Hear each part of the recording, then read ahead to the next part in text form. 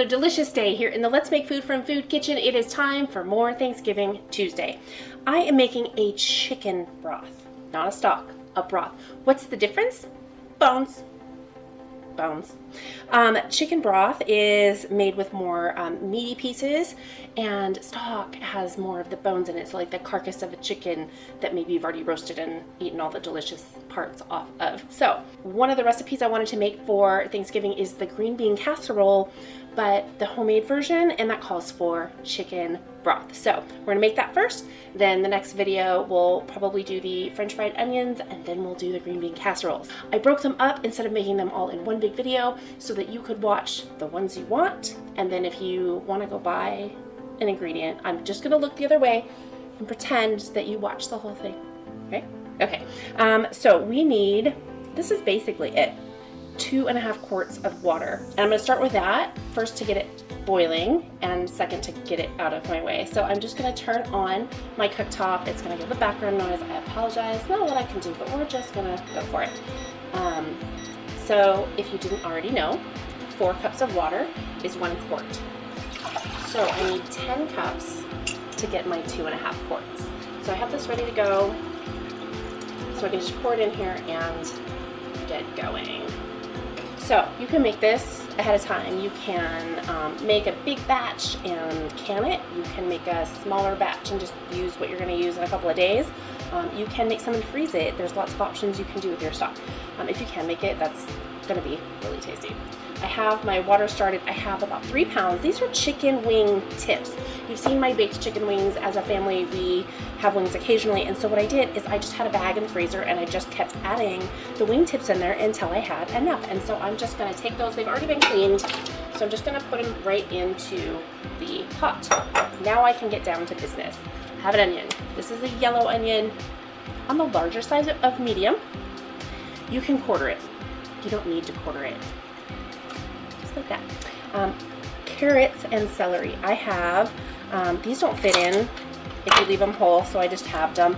I washed them, they're clean, and I'm sticking the whole thing in there. We aren't going to eat the end result, and so I don't see the need to make them look pretty. I just stick them in there. Carrots. I have 2 carrots. Now you'll notice these carrots are quite different. This one's from the store, organic carrot. This one's from my garden. This is actually one of the smaller ones from my garden, but I had this one in the fridge before I harvested, and I only had one, and I'm like, I'm just gonna, yeah, why not? I am gonna cut this tip off of the carrots because there tends to be a little dirt accumulation, and I also wanna,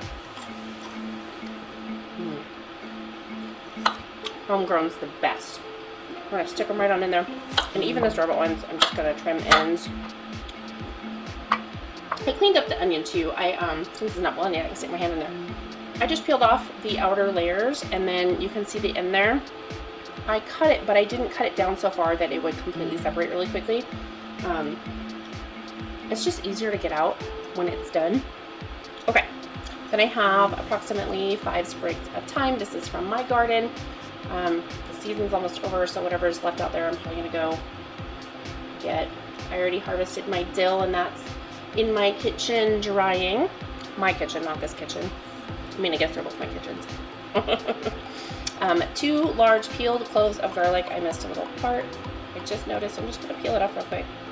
There we go. And plop those in, and 2 bay leaves. Done. About 10 peppercorns. And that's it. Done. Okay, not done. It's gotta cook. Here's what you do. This is gonna come to a boil.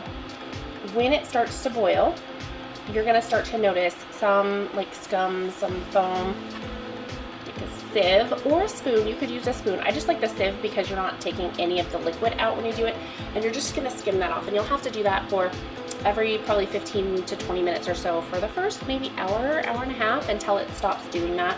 And then you just let it simmer on a very low simmer for 5 to 6 hours. Then you let it cool. Let it sit in the fridge overnight, and you're going to skim that fat off. So when you see me next, it will be when I strain everything later tonight. It'll be darker in here because I have windows open right now, and it's letting in some nice natural light, but it's okay. I'll see you guys late. Okay, time to wrap up the chicken broth. It boiled, simmered for about 5 hours. And then I took it off and let it sit there for a while longer to cool off. It's been sitting for about another half an hour. I just want to put my hair back so I don't get hair in the food. So that's done. I'm gonna now have to wash my hands. I'll be right back. Okay, hair back, clean hands. Don't touch the hair, don't touch the hair. Okay, so what I want to do, I have 2 different bowls here, plus my large quart storage container. It's 6 quarts, this will hold 6 quarts all the way to the top, and my sieve, my mesh strainer. So I want to fish out the veggies. This onion though, before I put it into my discard bowl, I'm going to set it in the sieve because it's going to drain some. There are juices trapped in that onion. But did you see how much easier it was to pluck that out, leaving it whole?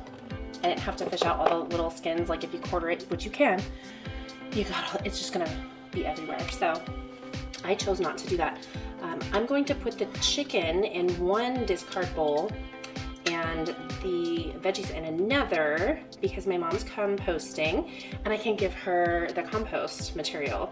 Really what the sieve is primarily for is to drain out the little bits. Some of that thyme is gonna fall off of the sprigs into the broth and we don't want that in our end result. So the sieve is really good about getting those little pieces of things.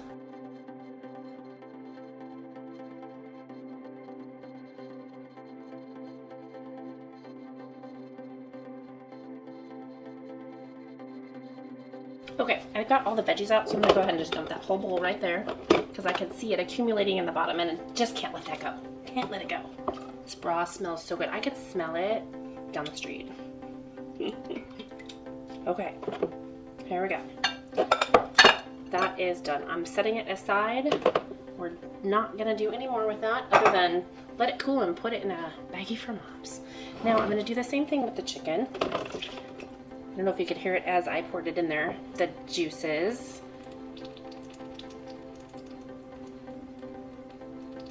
Sounds like my chicken's going to the potty. I can't help it, you guys. I spend too much time here by myself. I need to start having more guests come and join me. Speaking of which, I have one coming up really soon with Roasts and Brews Coffee Company. So look forward to that.